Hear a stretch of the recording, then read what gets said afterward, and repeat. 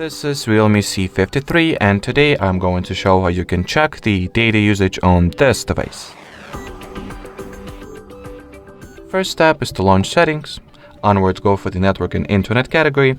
From here, if you would like to find or check your non-operator, non-carrier or simply Wi-Fi data usage or Wi-Fi app usage as well, go for the internet category or section rather, then open the non-carrier data usage page.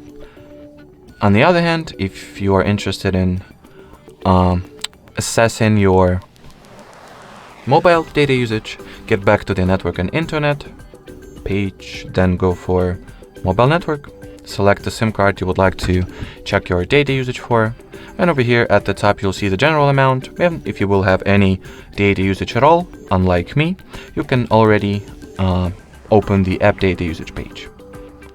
The same is true for both SIM cards. So that will be it for this video. Thanks for watching and bye bye.